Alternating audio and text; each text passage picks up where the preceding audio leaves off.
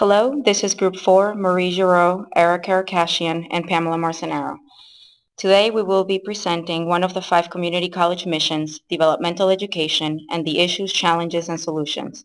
Primarily, we have chosen Middlesex County College as a model that is currently addressing this issue through a variety of initiatives, which we will discuss later on in the presentation. The following slide outlines the breakdown of the 5 different sections covered in today's presentation. First, we will begin looking at the issues at the national level.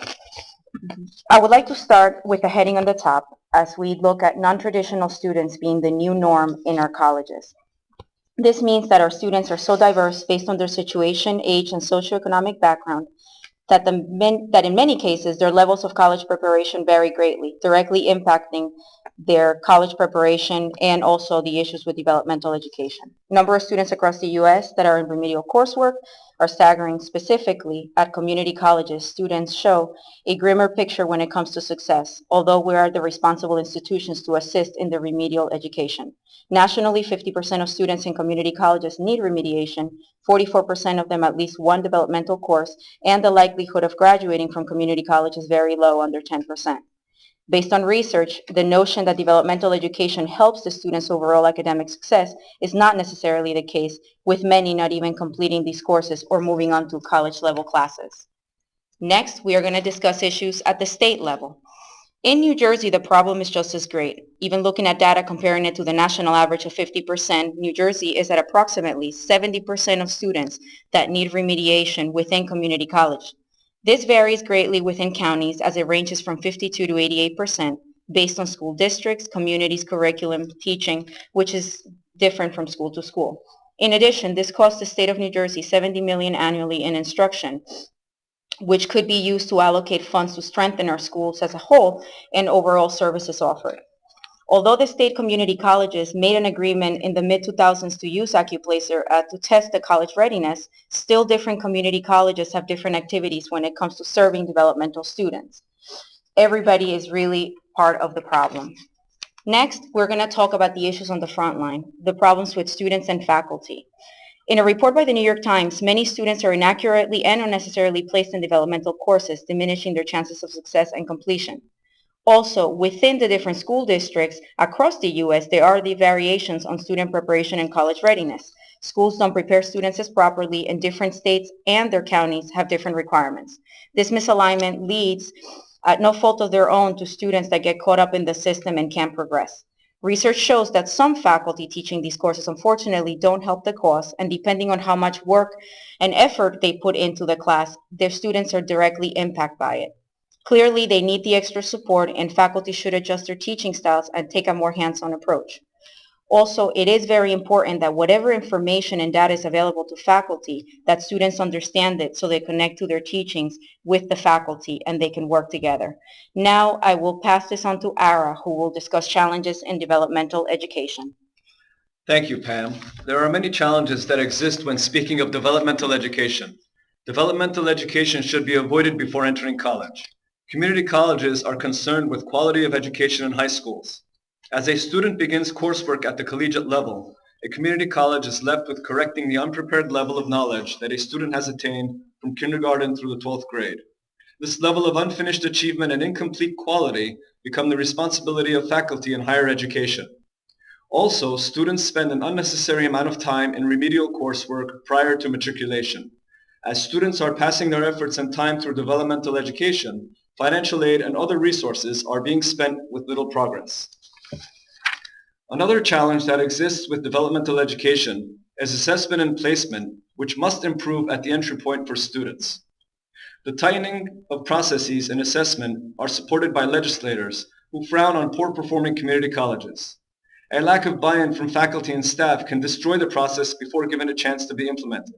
There may be a potential lack of sharing information. Developmental education should not be a designation that exists for the student for an extended period of time. There may be the occurrence of students who may withdraw and show a lack of interest, especially if confronted with intrusive advising tactics. Concurrently, excessive streamlining of the remediation process can discourage students who are teetering on the brink of withdrawal. Students may not be used to inquisitive college personnel and may withdraw their desire to continue in a program. Colleges are failing to react quickly enough when it comes to change. There may be a lack of professional development for faculty, creating a cycle of complacency. Employees feel that if a strong mandate to change is not placed on them, they will not change. There are disproportionate levels of preparedness for faculty and staff, where the employees judge their performance and participation by their own standards. If employees are not corrected, they will continue their incorrect ways. Also, students are not being encouraged to take summer bridge courses, which would have them begin with credit-bearing coursework as soon as possible. Now I would like to invite Marie, who will describe the model solutions to issues related to developmental education, along with what is specifically implemented at Middlesex County College. Thank you, Ara. Several states have adopted various models to address their challenges with developmental education. Abel and Hayes discussed these models in depth in their 2012 concept paper titled Transforming Developmental Education in New Jersey. There are 3 states whose models would be apropos to developmental education in New Jersey. They are Virginia, California, and Tennessee. Let's begin with Virginia. Virginia has adopted the model that is known as the tracking system. This model places students in different levels according to their aptitude.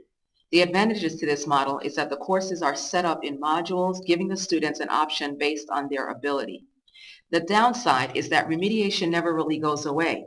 As students are placed in different levels, the cognitively challenged must rely and be placed in remedial levels. The second model is that from the state of California. This model is known as the advanced placement. This model provides students with a direct path to completion and to employment or to transfer to a 4-year institution. The advantages here is that the most competent will be placed together and presented with a very challenging curriculum. The skills are matched to the students' skills and discipline. Moreover, students are provided with full faculty support and hands experience to learning. The negative side to this is that providing manipulatives to support such activities require excessive funding. The last state to consider is the state of Tennessee, who follows an emporium model. This model is similar to that of the tracking model.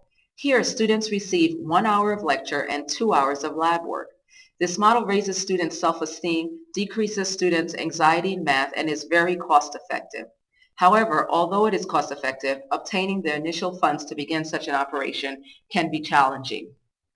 Let's put these strategies into perspective by synthesizing Middlesex County College's basic math curriculum. Middlesex County College instituted a basic math bridge program designed to meet students' needs at both ends of the spectrum. There are courses for students who are both weak and strong in math. As we examine MCC's bridge program, while applying a tracking model whereby students are placed in a math class that best meets their level of competency, we see that instruction is differentiated to address both strengths and weaknesses.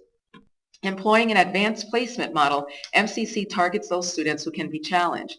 These students are not necessarily provided with manipulative and interactive exercises.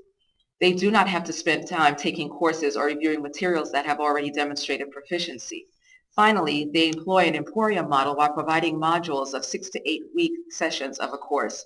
These models incorporate computer-assisted instruction with both asynchronous and synchronous formats. Now we'll return to Pam for some final thoughts. As we wrap up today's presentation, we want to leave you with some final thoughts. We know the issues and challenges are happening across the United States, and we know this is one of our missions that impacts the overall experience and success of our community college students.